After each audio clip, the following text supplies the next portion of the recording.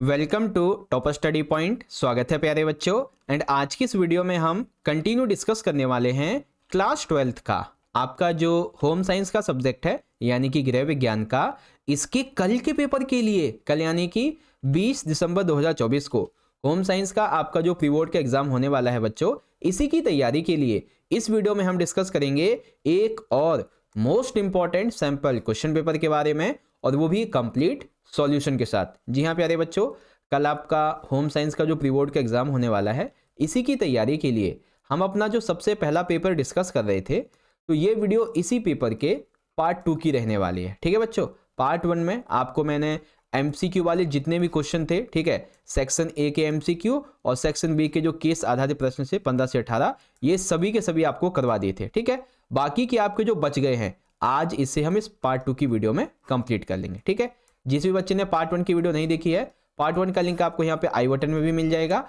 और वीडियो के description box में भी आप वहां से जाके जरूर से देख लेना। ठीक है, रही बात पेपर के पैटर्न की, तो यहाँ से देख लो, सेक्शन ए में आपके 14 एमसीक्यू आने वाले हैं, सेक्शन में 15 से 18 एमसीक्यू होंगे, सेक्शन सी में 19 से 25 2 नंबर के क्वेश्चन होंगे और 26 से 29 3 नंबर के, और सेक्शन डी में आपके 30 से 33 4 नंबर के क्वेश्चन होंगे, 34 से 35 5 नंबर के। सेम इसी तरीके से इंग्लिश मीडियम में सेक्शन ए में आपके 14 एमसीक्यू होंगे, सेक्शन बी में 4 एमसीक्यू होंगे आपके केस बेस्ड, सेक्शन सी में 19 से 25 2 नंबर के क्वेश्चन होंगे, 26 से 29 3 नंबर के, और सेक्शन डी में सेक्शन डी जो है आपका, इसमें 30 से 33 4 नंबर के, 34 35 5 नंबर के। ठीक है, तो ये आपका पेपर का पैटर्न रहने वाला है। वीडियो में आगे बढ़ने से पहले आप सभी के लिए इंपॉर्टेंट इन्फॉर्मेशन है कि अगर आप सभी बच्चे अपने आने वाले बोर्ड के एग्जाम की तैयारी को और भी बेहतर से बेहतर बनाना चाहते हो, तो आज ही क्लास 12 के लिए हमारे द्वारा बनाई गई 15 प्लस सैंपल पेपर्स को आप बाय कर सकते हो। सैंपल पेपर्स को बाय करने के लिए स्क्रीन पे दिए हुए व्हाट्सअप नंबर पे आपको कांटेक्ट करना है। वैसे तो एक सब्जेक्ट का जो प्राइस है बच्चों वो है 299, लेकिन आप सभी के लिए भारी डिस्काउंट के लिए यहाँ पे मैं कोड दे रहा हूँ TSP 50% ऑफ, ये कोड यूज कीजिए तो आपको एक सब्जेक्ट 149 में मिल जाएगा। और भी डिस्काउंट चाहिए तो अभी के लिए हमारे पास में जो 4 सब्जेक्ट्स हैं, polity, history, Hindi, physical, Hindi और इंग्लिश दोनों मीडियम में, इनमें से अगर आप 3 सब्जेक्ट को एक बार में खरीदते हो तो ये आपको 449 की जगह 399 में ही मिल जाएंगे। ठीक है, तो भारी डिस्काउंट है, फटाफट से जाइए बाय कीजिए, और अभी प्री बोर्ड की भी तैयारी हो जाएगी, साथ ही आपके बोर्ड एग्जाम की भी। ठीक है, तो चलिए बच्चों, अब हम शुरुआत करते हैं अपने आज के पेपर की। तो बच्चों, अब हम लोग आ चुके हैं अपने खंड खा के अंदर, और खंड जो अपना का है, ठीक है ना, का के अंदर ही देखा जाए तो आपके जो 14 एमसीक्यू थे ये हमने डिस्कस कर लिए हैं। ठीक है, और इसी के अंदर हमने ना जो केस बेस्ड आपके क्वेश्चन थे 4 एमसीक्यूज, वो भी इसी में देख लिए थे। ठीक है, तो आओ चलो शुरू करते हैं। देखो, खंड खा में हमारे 2 नंबर के 3 नंबर के क्वेश्चन हैं। तो हमारा पहला क्वेश्चन है बच्चों कि युवाओं के व्यापक संवर्ग में 4 ऐसे समूहों के नाम लिखिए जो विशेष रूप से संवेदनशील है। यानी कि आपको यह बताना है वो युवा कौन से हैं जो संवेदनशील होते हैं। आपको ऐसे कि नहीं 4 समूहों के नाम लिखने हैं। ठीक है, तो यहां पे देखो, ऐसे 4 युवा समूहों के नाम जो विशेष रूप से संवेदनशील हैं। सबसे पहले तो जो युवा गांव में रहते हैं, ठीक है, और जनजातीय जो युवा हैं ये काफी संवेदनशील होते हैं, और साथ ही वे युवा जो विद्यालय छोड़ चुके होते हैं वो भी काफी संवेदनशील होते हैं। ठीक है, खास करके जो किशोरियां हैं, किशोर के रूप में किशोरियां, ये भी काफी संवेदनशील होती हैं। ठीक है, और अपंगता वाले जो युवा हैं ये भी संवेदनशील होते हैं। इसके अलावा कुछ जो CWSN बच्चे होते हैं ना, वो हो गए, और अवैध धंधों के शिकार हो गए, अनाथ बच्चे हो गए, सड़कों के आवारा बच्चे हो गए, ये सभी जो है वो काफी संवेदनशील बच्चे होते हैं। ठीक है, अब सेम इसी को इंग्लिश मीडियम में देखेंगे तो within the broad category youth write names 4 groups who are specially vulnerable. तो वो कौन कौन से बच्चों, यहाँ पे आप देख सकते हैं, सारी बातें इजीली यहाँ पे लिखी हुई हैं। ठीक है, क्वेश्चन भी है और यहाँ पे आप देख सकते हैं ये आंसर भी है। ओके बच्चों,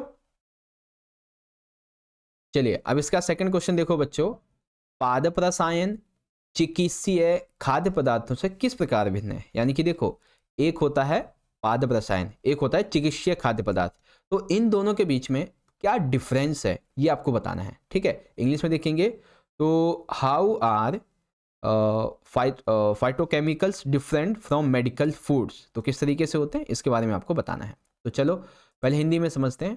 देखो बच्चों, पादप रसायन यानी कि जैव सक्रिय यौगिक। ठीक है, तो इसे देखो, पादप रसायन दरअसल ऐसे खाद्य पदार्थ में पाए जाने वाले गैर पोषक अवयव होते हैं जिनकी शरीर में क्रियात्मक और जैविक क्रियाशीलता होती है और स्वास्थ्य को प्रभावित करते हैं। यानी कि पादप रसायन क्या है बच्चों, ये खाद्य पदार्थों के वो गैर पोषक अवयव होते हैं जिनके हमारे शरीर में क्रियात्मक और जैविक क्रियाशीलता होती है और जो हमारे स्वास्थ्य को प्रभावित करते हैं। जबकि चिकित्सीय खाद्य पदार्थ क्या होते हैं, ये वे उत्पाद हैं जो विशिष्ट आवश्यकता वाले लोगों के लिए विशेष रूप से तैयार किए जाते हैं। चिकित्सीय खाद्य पदार्थ क्या होते हैं बच्चों, जो स्पेशली क्या नाम है, विशेष आवश्यकता वाले बच्चे होते हैं ना, उनके लिए तैयार किए जाते हैं।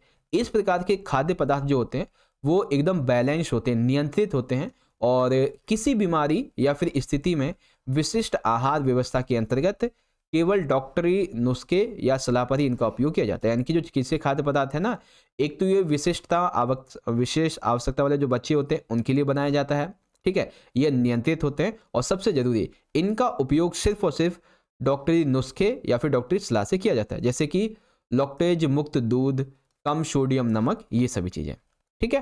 तो इस तरीके से आप जो है पादप रसायन और चिकित्सीय खाद्य पदार्थ में डिफरेंस कर सकते हो। सेम इसी क्वेश्चन को इंग्लिश मीडियम में हमने यहाँ पे देख लिया था। अब फाइटोकेमिकल्स क्या होते हैं और उसके बाद में मेडिकल फूड्स क्या होते हैं, इसके बारे में आप यहाँ से सारी चीजों को पढ़ सकते हो, ठीक है। चलो आगे देखते हैं, क्वेश्चन नंबर 21 आता है हमारा। अब इसमें देखिए दो क्वेश्चन है। पहला हमारा क्वेश्चन ये कहता है कि उन 4 स्तंभों की सूची बनाइए जिन पर सुकार्यकी का विज्ञान व्यवस्थित है। यानी कि आपको वे 4 स्तंभों के नाम लिखने हैं जिस पर सुकार्यकी का विज्ञान व्यवस्थित है। तो वो 4 नाम कौन से हैं बच्चों, ठीक है, स्तंभ कौन कौन से हैं। देखो, सुकार्यकी को हम एग्रोनॉमिक्स भी कहते हैं। तो इसके 4 स्तंभ होते हैं। पहला होता है मानव मिति, जिसे हम एंथ्रोपोमेट्री कहते हैं, ठीक है। ये क्या होता है, दरअसल ये जो है ना, ये शरीर के आकार का और उसका मापन करता है। फिर आता है जैव यांत्रिकी, जिसे हम बायोमैकेनिक्स कहते हैं। ये पेशी कंकाल गतिविधि, मतलब पेशी कंकाल की जो गतिविधियां होती हैं और लगाए जाने वाले बल के रूप में दिखाया जाता है। इसके अलावा शरीर क्रिया विज्ञान है, औद्योगिक मनोविज्ञान है, ये सभी सुकार्यकी के 4 स्तंभ है, ठीक है। सेम इसी को इंग्लिश मीडियम में यहाँ पे देखेंगे, list 4 pillars on which the science of agronomics is set. तो वो कौन कौन से पिलर्स हैं, आप यहां से इसे पढ़ सकते हो और अच्छे से समझ सकते हो, ठीक है। चलो आगे है, इसी का हमारा अथवा वाला क्वेश्चन देखिए क्या कहता है कि सामाजिक उद्यमियों को सामाजिक उत्प्रेरक क्यों कहा जाता है। एक उद्यमी की कोई 2 विशेषता होता है। सिंपल सी बात है, जो सामाजिक उद्यमी होते हैं इन सभी को समाज का प्रेरक क्यों कहते हैं, और कोई आपको इसकी 2 विशेषताएं बतानी है। तो आओ बच्चों समझते हैं। देखो, सबसे पहली बात तो ये कि जो सामाजिक उद्यमी होते हैं इनको सामाजिक उत्प्रेरक इसलिए कहा जाता है क्योंकि वे अच्छे सामाजिक कार्य करने पे ध्यान केंद्रित करते हैं। यानी कि जो सामाजिक उद्यमी होते हैं वो, उन्हें हम सामाजिक उत्प्रेरक क्यों कहते हैं, क्योंकि भाई वो समाज में अच्छे काम करने पे ध्यान केंद्रित करते हैं, ठीक है। और ये ऐसे काम करते हैं जो कि बड़े पैमाने पे लोगों को सामाजिक लाभ प्राप्त करवाएं, ठीक है। और जो कमजोर, अपेक्षित और वंचित समूह होते हैं उनके लिए काम करते हैं। जिनके पास पैसा वैसा नहीं होता है, वित्तीय साधन की कमी होती है, ये सभी सामाजिक उद्यमी उनकी मदद भी करते हैं और साथ ही उनकी जो मूलभूत सामाजिक परिवर्तन है वो भी लेके आते हैं। समाज में सतत विकास, टिकाऊ सुधार, इनका सृजन भी करते हैं। इसके अलावा समाज में शिक्षा, स्वास्थ्य देखभाल, आर्थिक विकास, पर्यावरण और बहुत सारी कलाएं, शिक्षा इत्यादि को समाज में विकसित भी करते हैं। ये सिर्फ आर्थिक लाभ ही नहीं बल्कि सामाजिक लाभ और प्रभाव के लिए भी काम करते हैं। तो इसमें से कोई क्या क्या करना है आपको, सिर्फ और सिर्फ 2 से 3 पॉइंट लिखने हैं। अब यही सेम क्वेश्चन मान लो कि आपका 4 नंबर या 5 नंबर में आ जाए तो कैसे लिखोगे, इसीलिए मैंने इतने सारे पॉइंट आपको बता दिए हैं, टोटल 8, ठीक है ना। अब ये पूरे लिख दोगे तो 4 से 5 नंबर तो पूरे आपके मिल ही जाएंगे। तो देखा, 2 नंबर की भी तैयारी हो गई, 5 नंबर की भी। अब सेम इसी को इंग्लिश मीडियम में देखेंगे बच्चों। तो why are social entrepreneurs called social catalyst, social entrepreneurs are called social catalyst as they. क्यों कहलाते हैं, ये आपके पॉइंट है, ठीक है। इन सभी को आप पढ़ सकते हैं अच्छे से, ओके। चलिए आगे देखते हैं। अब हमारा अगला क्वेश्चन है क्वेश्चन नंबर 22।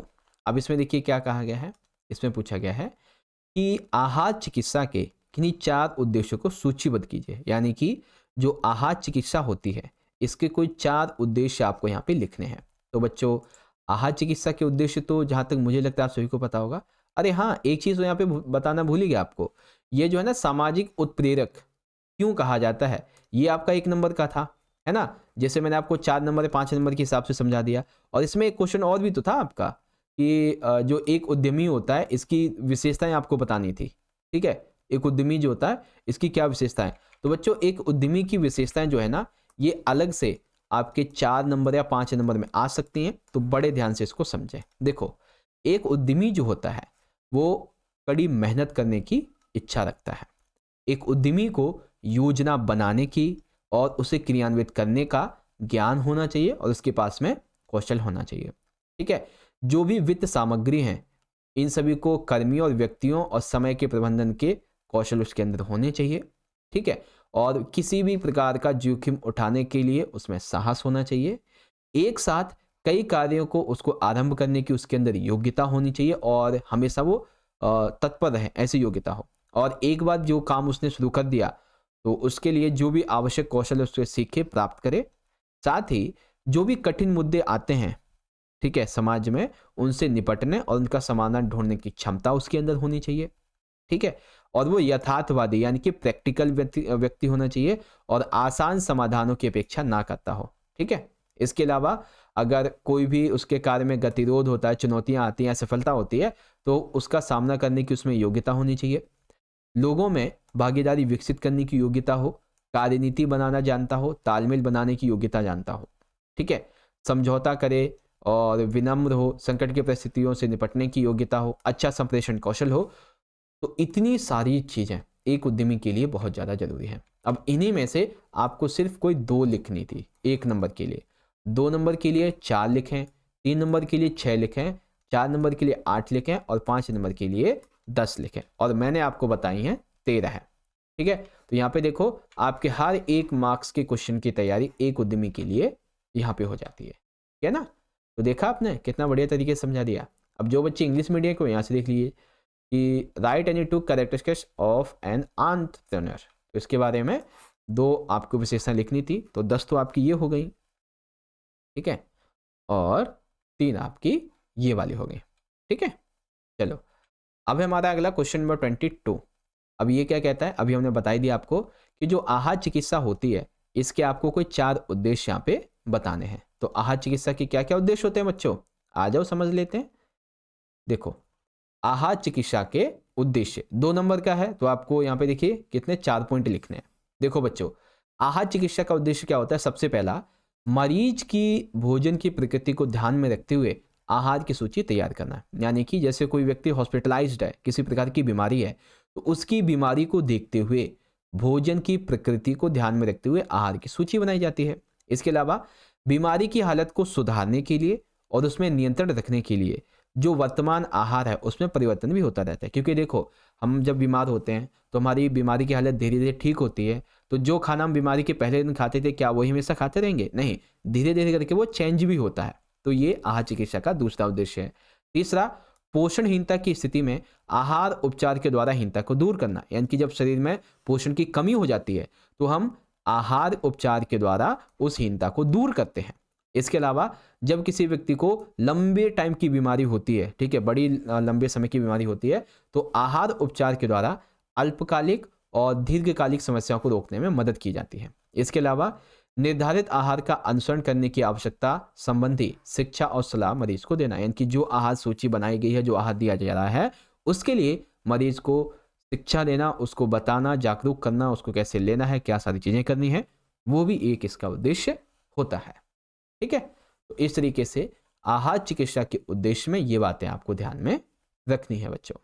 ओके, चलो अब इसी को इंग्लिश में देख लीजिए बच्चों कि एनालिस्ट या फिर analyse any 4 objectives of diet therapy. तो 4 ऑब्जेक्टिव्स ऑफ डाइट थेरेपी, यहाँ पे देखिए 5 लिखे हुए हैं, आप कोई भी 4 यहाँ पे याद कर सकते हो। ठीक है, चलिए अब इसी में देखिए अथवा वाला हमारा क्वेश्चन क्या कहता है कि आहार विशेषज्ञ नैदानिक पोषण विशेषज्ञ, यानी कि या तो आहार विशेषज्ञ कह लो या फिर नैदानिक पोषण विशेषज्ञ कह लो, एक ही है, ये किन 4 तरीकों के द्वारा रोगी की जो पोषण की स्थिति है इसका मूल्यांकन करते हैं। तो वो 4 स्थिति कौन सी हैं जिसके द्वारा रोगी की जो स्थिति है उसका मूल्यांकन ये करते हैं। ठीक है, तो आओ देखते हैं भाई कौन सी स्थितियां हैं। देखो अथवा वाला क्वेश्चन आ चुका ना। आहार विशेषज्ञ नैदानिक पोषण विशेषज्ञ के द्वारा रोगी की पोषण स्थिति का मूल्यांकन करने के लिए उपयोग किए जाने वाले 4 तरीके।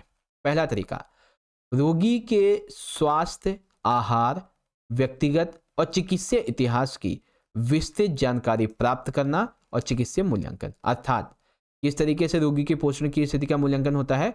चिकित्सीय मूल्यांकन के तहत। इसके तहत रोगी का स्वास्थ्य कैसा है, ठीक है, वो क्या आहार लेता है, व्यक्तिगत तौर पे और उसका चिकित्सीय इतिहास क्या है, इसकी जानकारी लेना। ठीक है, पहला तरीका। दूसरा, मानव मितीय माप, यानी कि जो एक व्यक्ति है उसकी लंबाई, वजन, सिर और छाती की परिधि क्या है, इसके माध्यम से भी। तीसरा, प्रयोगशाला में की गई जांच और भौतिक मापों में की जानकारी को डॉक्टरी निदान से संबद्ध करना, जैव रासायनिक मूल्यांकन। ठीक है, तो तीसरा क्या है? जैव रासायनिक मूल्यांकन। इसमें क्या होता है बच्चों? इसमें प्रयोगशाला में की गई जो भी जांच है, जो भी भौतिक माप है, इनकी जानकारी को डॉक्टरी निदान से संबद्ध कराना। और उसके बाद में है रोगी की पहचान, अर्थात उपरोक्त सभी क्रियाओं से प्रमुख पोषणहीनता, यानी कि इन सभी के माध्यम से प्रमुख जो पोषणहीनता है और भावीहीनता है इसका पता चल जाता है। ठीक है, ये चीज़ यहाँ पे बताई गई है। अब आपको मैं एक एग्जांपल देता हूँ। जैसे आपने सुना होगा कि जो डायबिटीज़ का टेस्ट है, ठीक है ना, शुगर का टेस्ट, तो शुगर के टेस्ट में जब आप टेस्ट कराते हैं तो ये 2 तरीके का होता है। एक तो होता है कि आपकी करंट शुगर के लेवल को जानने के लिए, और दूसरा होता है कि आपके पिछले 3 महीने का क्या रिकॉर्ड था, वो वर्तमान में क्या रिकॉर्ड है, और जिस हिसाब से अभी आपकी हेल्थ है उस हिसाब से आने वाले 3 महीने का क्या आपका शुगर का लेवल रहने वाला है, वो भी पता चल जाता है। ठीक है, तो पोषणहीनता ये भी पता चल गई, और क्या हीनता यानी कि क्या, और इसको मतलब ये बढ़ेगी या कम होगी, उस जोखिम का भी पता चल जाता है। तो यानी कि रोग की पहचान भी हो जाती है। तो ये हैं बच्चों वो 4 तरीके। ठीक है, अब सेम इसी को इंग्लिश मीडियम में देखेंगे बच्चों। Which 4 methods are used by a dietitian और clinical nutritionist to assess the nutritional status of a patient. तो ये 4 पॉइंट है, आप इजीली यहाँ से देख सकते हो, ये चीज़ें हैं। ठीक है, चलिए आगे बढ़ेंगे। अब हमारा है अगला क्वेश्चन नंबर 22। इसमें पूछा गया बच्चों, सामुदायिक रेडियो से आप क्या समझते हैं? तो बच्चों सामुदायिक रेडियो क्या होता है, आओ समझ लेते हैं। देखो सामुदायिक रेडियो जो है ये एक ऐसी पहल है जो कि सूचना और हमारे प्रसारण मंत्रालय के द्वारा की गई है। ठीक है, स्थानीय रेडियो भी हम इसे कह सकते हैं, सामुदायिक रेडियो को स्थानीय रेडियो भी कहते हैं।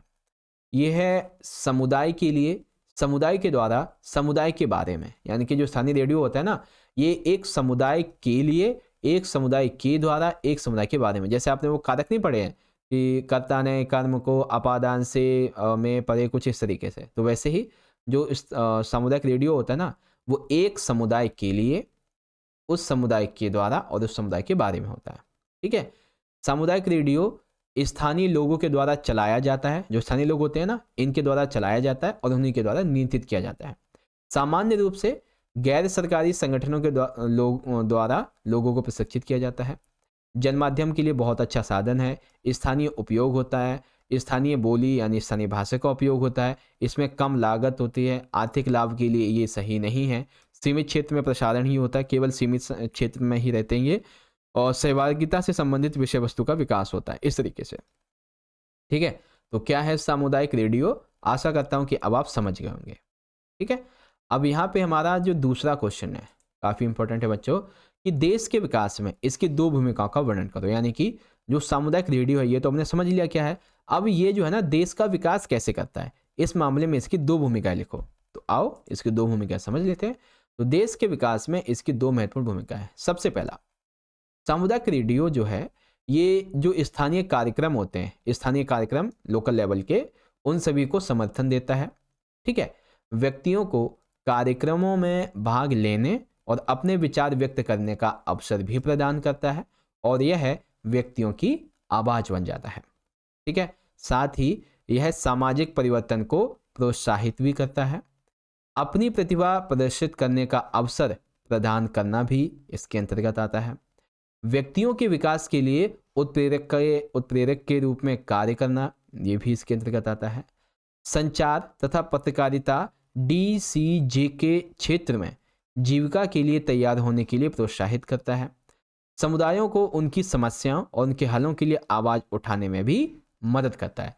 तो सामुदायिक रेडियो देश के विकास में इस तरीके से मदद करता है। बच्चों देखो, यहाँ पे आपको मैं जो क्वेश्चन के पॉइंट हैं वो ज़्यादा इसलिए बता रहा हूँ क्योंकि यही क्वेश्चन अगर 4 नंबर में 5 नंबर में आ जाए तो आप पॉइंट कहाँ से ढूंढोगे, इसीलिए यहाँ पे मैं बता दे रहा हूँ। 2 नंबर का है तो ज़्यादा से ज़्यादा आपको 4 पॉइंट लिखने, 1 नंबर का है तो ज़्यादा से ज़्यादा 2 पॉइंट, ठीक है, इस तरीके से। ओके बच्चों, तो अब इन क्वेश्चन को इंग्लिश मीडियम में देखते हैं बच्चों। देखो 23 का पहला क्वेश्चन क्या कहते हैं कि what do you understand by the term community radio. तो कम्युनिटी रेडियो क्या होता है, इसके बारे में आप सारी की सारी बातें यहाँ से पढ़ सकते हो, लिखी हुई हैं, ठीक है। अब इसी में हमारा सेकंड क्वेश्चन था कि डिस्क्राइब जो कम्युनिस्ट रेडियो है इसके 2 important roles in the development of the country. तो वो कौन कौन से हैं आप यहाँ से पढ़ सकते हो बच्चों, इजीली सारी बातें लिखी हुई हैं, ठीक है।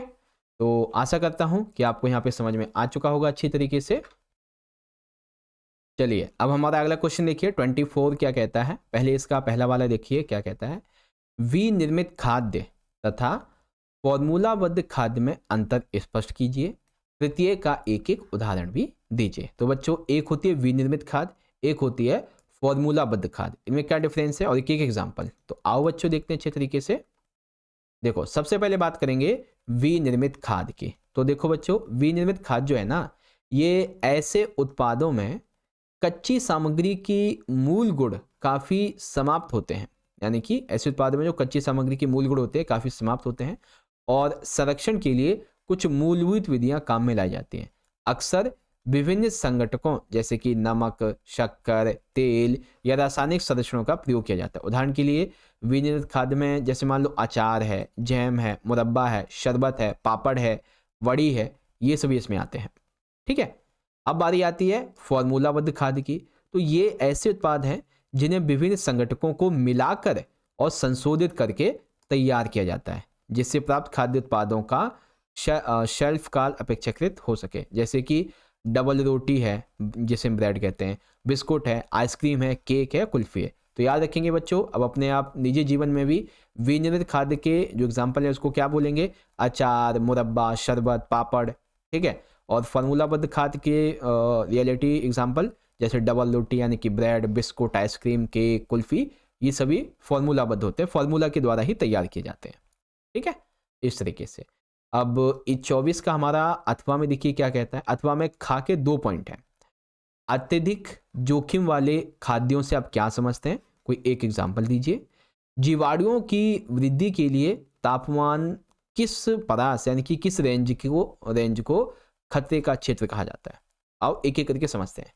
देखो सबसे पहला है अत्यधिक जोखिम वाले खाद्य पदार्थ, जैसे मतलब जो खाद्य हैं, बैक्टीरिया, जीवाणु उच्च प्रोटीन वाले खाद्य पदार्थों पर हमला करते हैं। उदाहरण के लिए मांस, मछली, मुर्गी, अंडे और डेयरी उत्पाद। तापमान की जो परास है इसकी जो रेंज है वो होगी 5 सेल्सियस से 60 सेल्सियस के बीच, 5 से लेके 60 सेल्सियस के बीच में, ठीक है ना, जो ये तापमान की परास है रेंज। ओके, अब इन्हीं दोनों क्वेश्चन को इंग्लिश मीडियम में देखेंगे बच्चों। तो यहाँ पे आप देखिए तो एक तरफ है मैन्युफैक्चर्ड फूड और एक तरफ है फॉर्मुलेटेड फूड, दोनों में क्या डिफरेंस है यहाँ से पढ़ सकते हैं। एंड उसके बाद में कि what do you understand by high risk food, give 1 example. तो हाई रिस्क फूड क्या होते हैं, एक एग्जाम्पल। एंड उसके बाद में आपको उस टेम्परेचर की रेंज बतानी है जो कि danger zone for growing of bacteria के लिए है, तो 5 सेल्सियस से 60 सेल्सियस के बीच, ठीक है। चलिए आगे देखते हैं। क्वेश्चन नंबर हमारा 25, बढ़िया प्रश्न है बच्चों, ध्यान से समझो। क्वेश्चन नंबर 25 हमसे कहता है अंतरराष्ट्रीय फैशन में फ्रांस का प्रभुत्व 18वीं शताब्दी के प्रारंभ में शुरू हुआ, ठीक है। अंतरराष्ट्रीय फैशन में जो फ्रांस का प्रभुत्व है ये देखा जाए तो 18वीं सेंचुरी में शुरू हुआ था। औद्योगिक क्रांति से पूर्व फैशन में हुए 2 विकासों के उल्लेख लीजिए। सिंपल सा क्या बताना है बच्चों कि जब विश्व में औद्योगिक क्रांति आई उससे पहले फैशन कैसा था इसके बारे में आपको बताना है, ठीक है। तो देखो बच्चों, औद्योगिक क्रांति से पूर्व फैशन में विकास, सबसे पहला शाही न्यायालय में समर्थन, यानी कि जो औद्योगिक क्रांति है इससे पहले फैशन का विकास का जो समर्थन था वो शाही न्यायालय यानी कि राजाओं के न्यायालय के द्वारा दिया गया। फ्रांस में इस संबंध में देखा गया कि जो रेशम उद्योग है ये ज़्यादा तेजी से विकसित होने लगे। साथ ही फ्रांस के बहुत से शहर कोट के रेशमी वस्त्र, रिबन और लेस भेजे जा रहे थे। कपड़े हाथ से बने और सिले हुआ करते थे। कपड़े ग्राहक से सही नाप के अनुसार भी बनाए जाते थे। तो औद्योगिक क्रांति से पूर्व ये फैशन के विकास के चरण रहे थे बच्चों। ठीक है, तो इस तरीके से आप इसको लिख सकते हैं। अब 25 का ये हो गया हमारा। 25 को इंग्लिश में देख सकते हैं बच्चों, यहाँ पे ये आपका क्वेश्चन है। तो development in fashion until the industrial revolution, तो ये 3 पॉइंट हैं आपके और 2 पॉइंट आपके यहाँ पे हैं। ठीक है, चलो अब बात करते हैं क्वेश्चन नंबर 26 के। 26 में देखिए हमारे 2 क्वेश्चन है। तो पहला क्या कहता है कि राष्ट्रीय पाठचर्या रूपरेखा NCF इसके ECC पर प्रकाशन के अनुसार ECCE के किन्हीं 6 मार्गदर्शी सिद्धांतों की सूची बताओ। सिंपल सा, प्रकाशन के लिए ECCE के कोई 6 मार्ग सिद्धांतों की सूची आपको बनानी है। तो आओ बच्चों देखते हैं क्या सूची होगी। अब हमारे 3 नंबर के क्वेश्चन शुरू हैं। तो ECCE के 6 मार्गदर्शी सिद्धांत, तो 6 सिद्धांतों के लिए यहाँ पे देखिए मैं आपको बहुत सारे बताने वाला हूँ। पहला बच्चों, सीखने का आधार खेल हो, शिक्षा का आधार कला हो। ठीक है, सीखने का आधार क्या हो, खेल हो, और शिक्षा का आधार कला हो।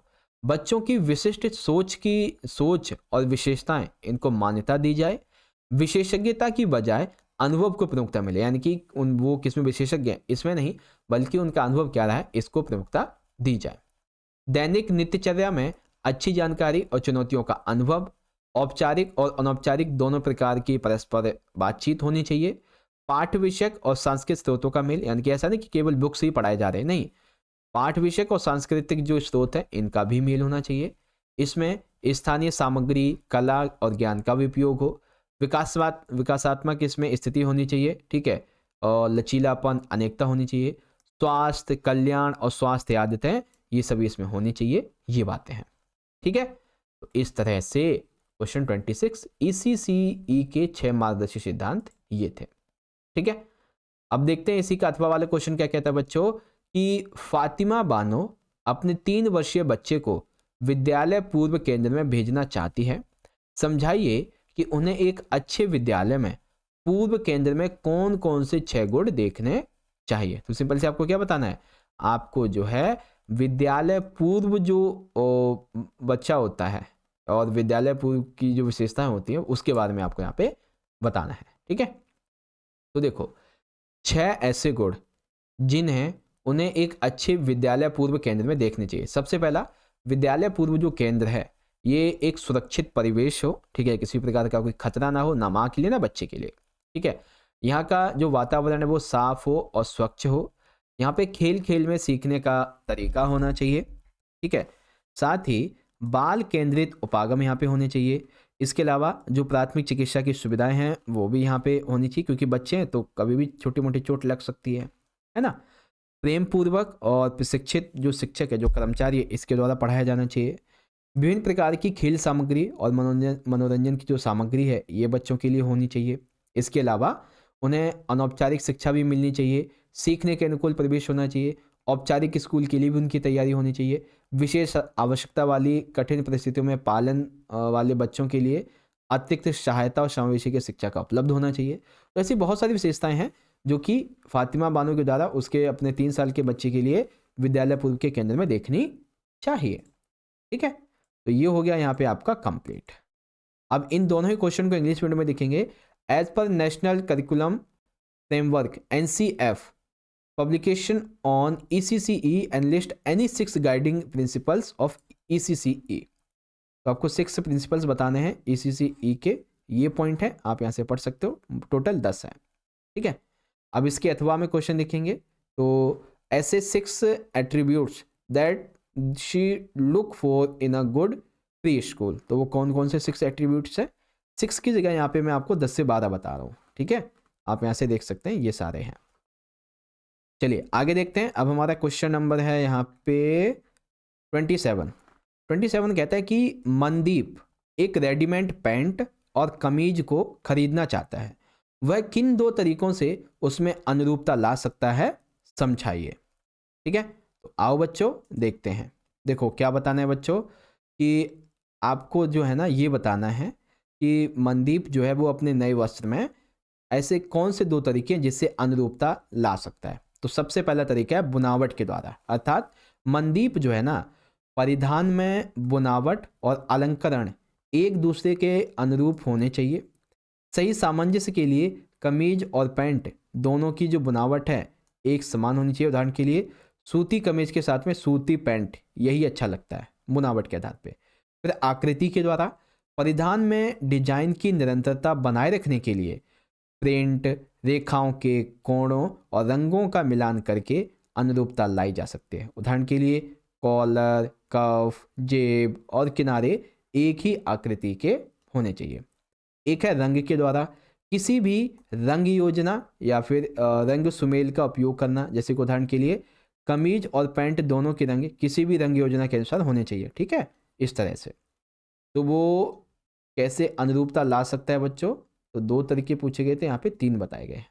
ठीक है, अब इसी क्वेश्चन को इंग्लिश मीडियम में यहाँ पे देख लेंगे बच्चों कि Mandeep wants to buy a readymade pant and shirt, explain 2 ways by which he can bring harmony in it.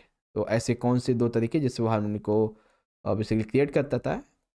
तो by texture and by shape and by colour, texture, shape and colour, इस तरह से। ठीक है, तो ये हो गए। अब देखो बच्चों यहाँ पे ऑलरेडी हमारे 30 मिनट्स हो चुके हैं।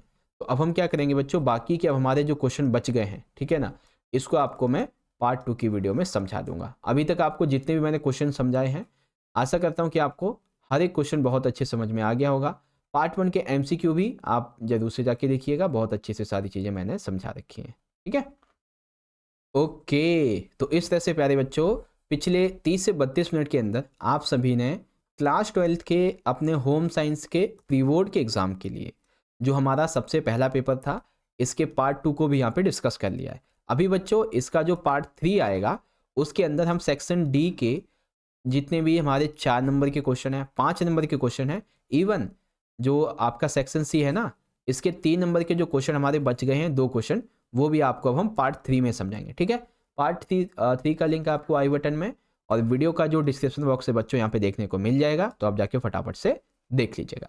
ठीक है, तो बस आज की इस वीडियो के लिए इतना ही। अब आपको ये वीडियो अच्छी लगी हो तो फटाफट से इस वीडियो को एक प्यारा सा लाइक करें, अपने सभी दोस्तों में ज़्यादा से ज़्यादा शेयर करें, कमेंट में ईमानदारी से अपना फीडबैक जरूर देखे जाए।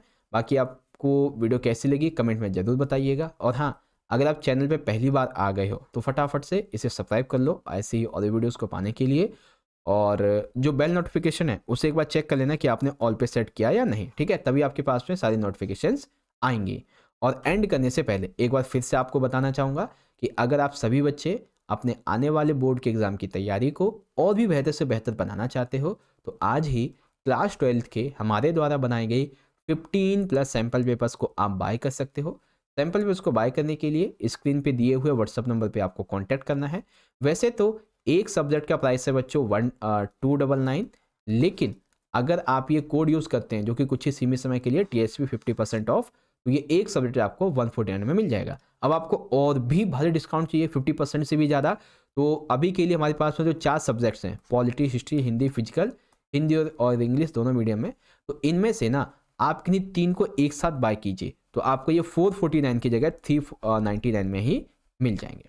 ठीक है, तो जाइए फटाफट बाय कीजिए, तैयारी अच्छी कीजिए। बाकी अब हम मिलेंगे बच्चों अपनी अगली वीडियो में इस सैम्पल पेपर के पार्ट नंबर 3 की वीडियो के साथ। तब तक के लिए पढ़ते रहें, अपना ख्याल रखें। बहुत बहुत धन्यवाद। जय हिंद, जय भारत, वंदे मातरम।